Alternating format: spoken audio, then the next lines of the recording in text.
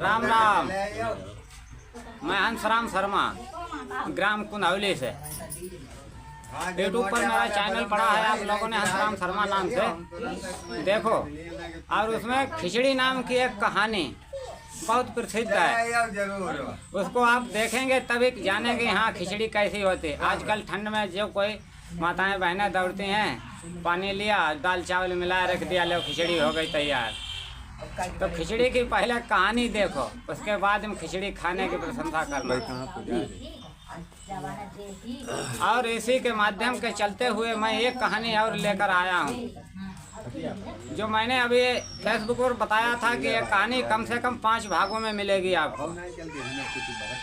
तो ये यूट्यूब पर मैं कहानी अभी पेश कर रहा हूँ। ये देखो, गुरुदेव नाम से प्रसिद्ध हैं, हरिओम, मनिहार के निवासी। ये भी बैठे हुए हैं, कहानी सुनेंगे। और पीछे संतराम ड्राइवर रोडवेज के खड़े हुए हैं। तो कहानी में टाइम न लेते हुए शुरू करते हैं। कहाँ से मैंने छोड़ी थी, क्योंकि वो भटियारिन के यहाँ जब लड़का पहुँचा और उसने वो लड़की को देखा तो उसने कहा कि हाँ मौसी, हमको लेटरिन लगी हुई है, तो मैं डब्बा लेके लेटरिन निकल गया था। तो उसके मन में विचार ये हुआ कि हम शादी करेंगे तो इसी लड़की से शादी करेंगे। तो वहीं पहुंचा डब्बा लेके जहां उसका घोड़ा रखा हुआ था, वही बरगद के पास में।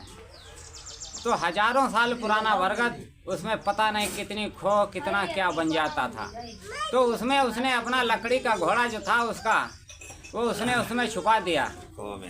हाँ, छुपाने के बाद में जब वो वहाँ पहुँचा तो वो चढ़ गया, उसने अपना घोड़ा निकाला और सीधे इस बटन दबाया जहाँ लड़की चित्रसारी अटारी पर सो रही थी।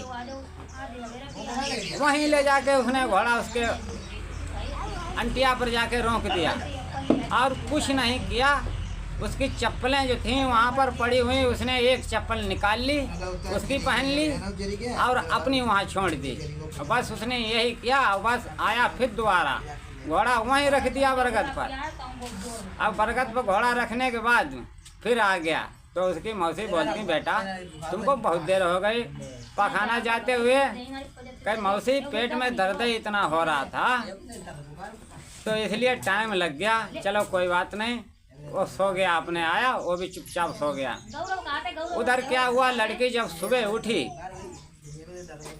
और उसने अपना हाथ मुंह पोंछा पूछी और चप्पल जब ऐसे नीचे पैर किया और चप्पल जब पहनी तो एक जेंट्स चप्पल एक जनानी।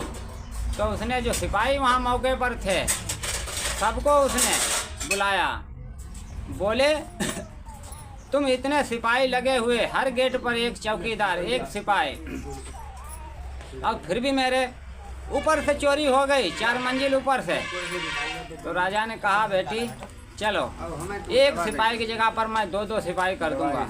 और चोरी एकदम चलो कोई बात नहीं हो गई। चोर आया किधर से, वो बोलते थे सब, एक कुर्सी लाओ भाई।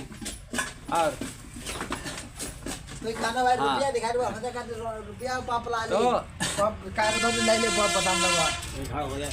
कुर्सी तो साइड में डाल दो, बापार डाल दो, बापार इन्हों को तो आवे ना, यहाँ पर पीछे डाल संतराम की, तो बैठो संतराम तुम।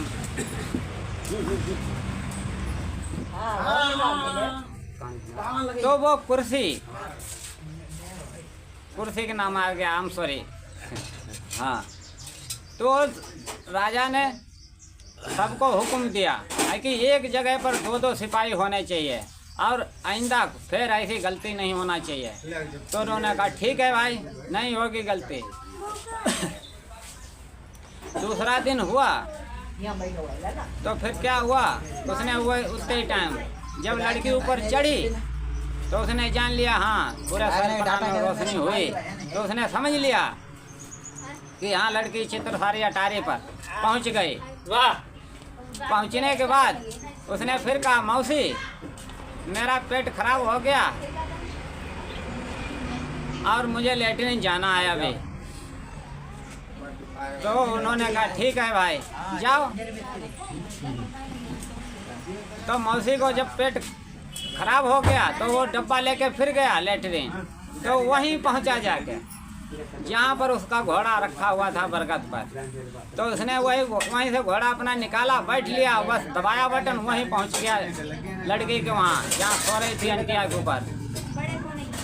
तो उसने क्या किया, जो लड़की का रुमाल था वो उसने अपनी जेब में उठाया रख लिया और अपना फटा पुराना गमछा वहाँ डाल दिया और बस आ गया वापस।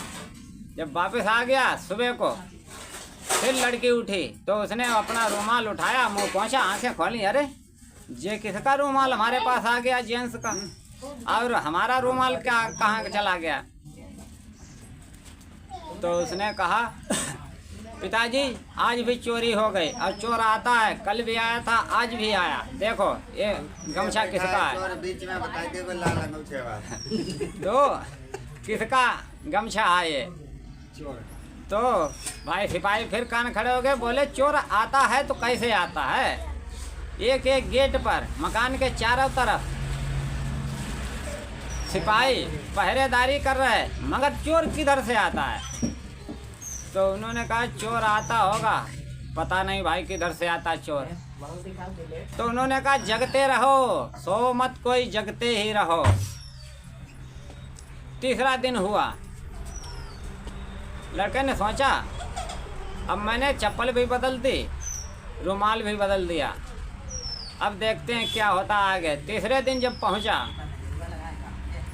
तीसरे दिन पहुंचा तो उसने क्या देखा कि वो लड़की ऐसी अंगूठी एक छल्ला पहने हुए थी और लड़का भी ऐसे ही छल्ला एक पहने हुआ था। तो उसने कुछ नहीं, अपना छल्ला निकाला और लड़की का निकाल लिया, अब उसको अपना पहना रहा था छल्ला।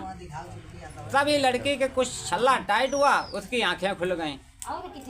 जब आंखें खुल गईं तो लड़की जग गई। लड़की ने पकड़ लिया। जब पकड़ लिया तो बोली चिल्लाऊंगी चोर चोर, तो उसने मुंह दाब लिया, बोले चिल्लाओ मत, तुम्हारा यहाँ बाप भैया मेरा कोई नहीं कुछ बिगाड़ सकता, ये सब नीचे नीचे ढूंढा खखोरी करेंगे, हम तुमको यहाँ से लेकर के फुर हो जाएंगे। तो लड़की घबरा गई, भाई चुप हो गई। तो उसने कहा कि देखो हम तुम्हारे साथ शादी करेंगे, इसीलिए मैं 3 दिन से आज यहाँ ड्यूटी लगा रहे हैं। उन्हें कि वो शादी वूदी नहीं हो पाएगी। तो वो फिर वहाँ बाना पट्टी करके वहाँ से निकल गया। जब चौथी बार सवेरे को लड़की ने फिर शोर मचाया कि देखो चोर आया था, और देखो अंगूठी मेरी बदल दी और अंगूठी भी मेरी पूरी बदल दी, और सिपाही कैसे ड्यूटी करते हैं। राजा ने कहा चोर आता है तो कैसे आता है। तो लड़की ने कहा देखो चोर को मैं पकड़ूंगा और कोई नहीं पकड़ सकता। तो कही अच्छा।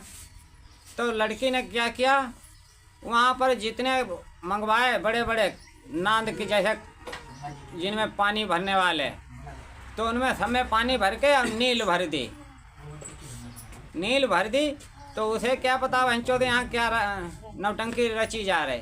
तो वो रात में आया, उसी में वो सारा खड़बड़ा गया, तो सारा सब भीग गया। अब फिर वापस चला गया, कुछ नहीं कर पाया उसने।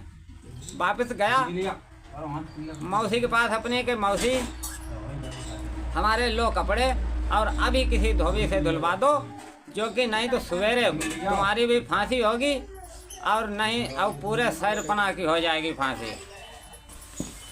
तो उन्होंने कहा अच्छा अब इतनी रात कौन धोएगा कपड़े, कोई नहीं मिलेगा। तो उनने जेब से हाथ डाला, 1 रुपया सोने का दिया, बोले ले। तो उनने कहा एक धोने वाले को भी दो। तो उनने 2 मोहरें निकाल के दी।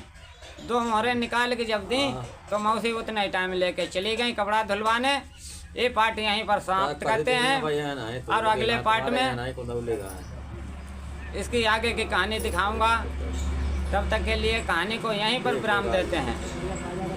और कहानी को विराम देते हुए जो आप लोगों को मेरी कहानी अगर अच्छी लगे तो लाइक और सब्सक्राइब ज़रूर करें। धन्यवाद। मैं हंसराम शर्मा।